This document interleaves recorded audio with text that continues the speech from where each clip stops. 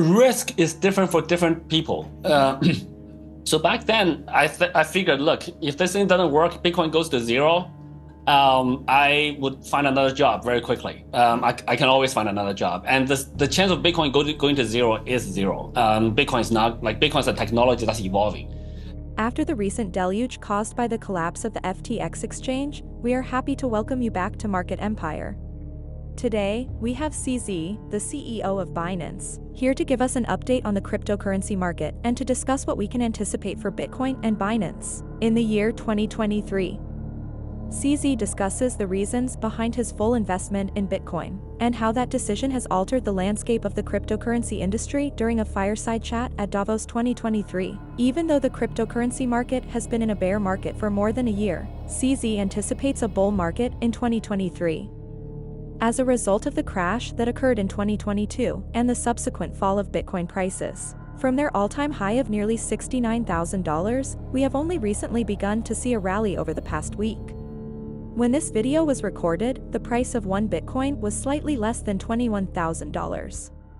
Genesis, a cryptocurrency lender, is the most recent company to file for Chapter 11 bankruptcy on January 19, 2019, following in the footsteps of FTX, Celsius, and Voyager.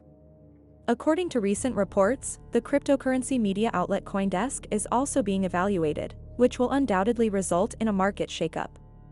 This is due to the fact that poor capital management led to the failure of large cryptocurrency protocols and businesses, which in turn harmed millions of investors and shook market confidence. CZ forecasts that Binance will maintain its position as the market leader. Check out this interview with CZ, the CEO of Binance, where he discusses his thoughts on the recent market crash and what we can anticipate from Bitcoin, the cryptocurrency market, and Binance in the year 2023. All of us have had our crypto aha moment. So could you share with the world what your crypto aha moment is? What got you into this space? Yeah, so I think my aha moment is probably going to be December 2013 in Las Vegas. There was a Bitcoin conference, maybe with like 100-something people, a very small conference.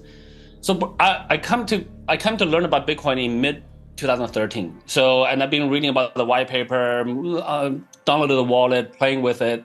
There's much less material back then than there is now.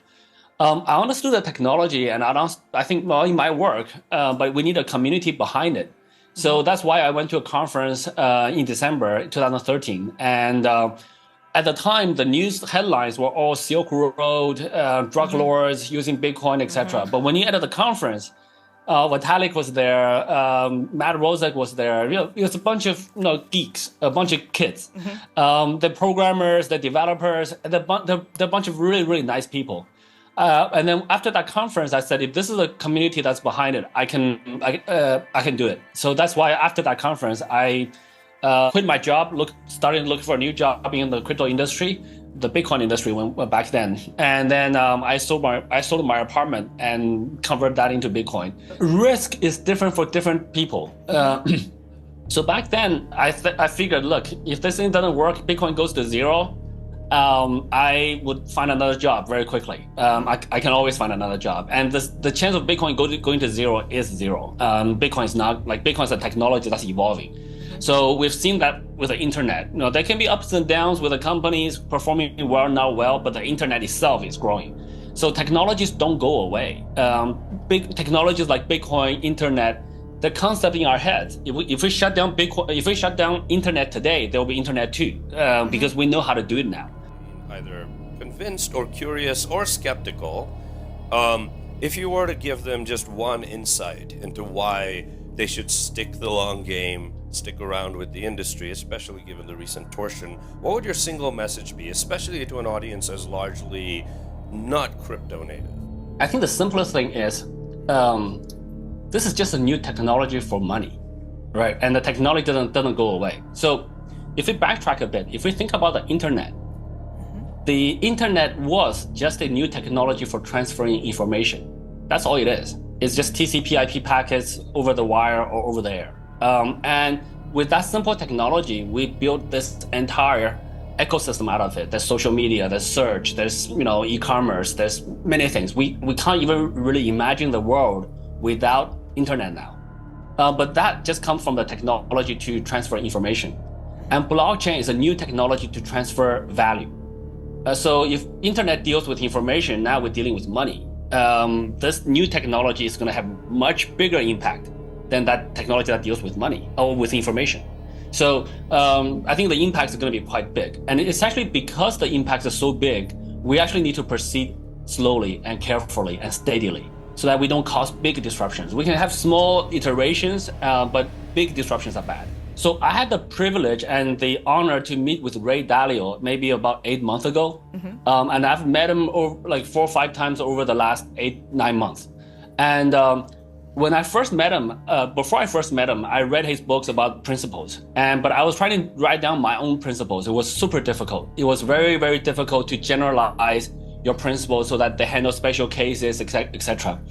But after I met him, he gave me a tip that made me able to write them down. So that 2-pager that I had before I met him became a 20-pager. He was actually my inspiration and kind of coach helping me to write down my principles. So I think, look, all the hype goes away. When the tide recedes, all the hype goes away. It's the fundamentals that matter. So all this talk, all this, everything else doesn't matter. So I think that's what it is really. So I think we got to continue to build products people use, keep everything safe, be very reliable, and work closely with regulators. So I think, education is super important. Binance is doing a lot of it. You guys are doing quite a lot of it.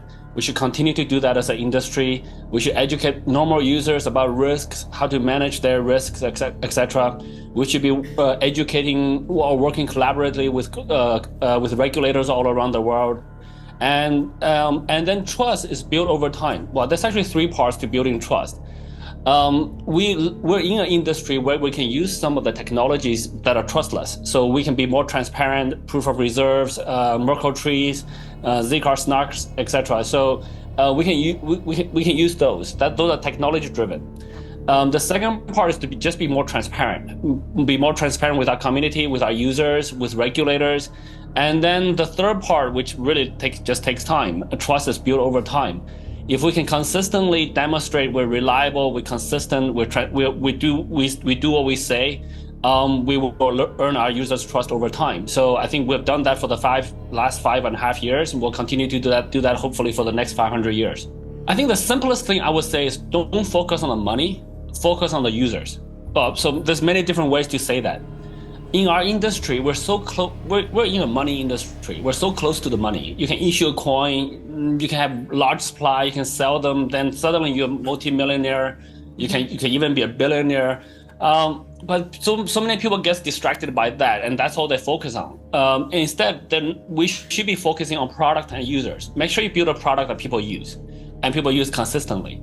If you can do that, the realization of the value or the monetization of it you can always do it. CEO of Binance CZ says the entire crypto sector had difficulties in 2022. The consequences of the bear market of 2022 and the failures of Celsius, Voyager, FTX, and Genesis have not yet been fully resolved. In CZ's view, these developments have increased policymaker, media, and public scrutiny of the area, just as the bull market is about to begin. Although CZ maintains its conviction that new highs will be reached in 2023 or thereafter, we are aware that abrupt crashes have the potential to alter the course of any market. To what extent do you agree with CZ, CEO of Binance, in this interview? The future of Bitcoin in the cryptocurrency market. Leave a comment with your ideas below, and we appreciate you tuning in to Market Empire. If you enjoyed this video, please give it a thumbs up, share it with your friends, and subscribe to the channel.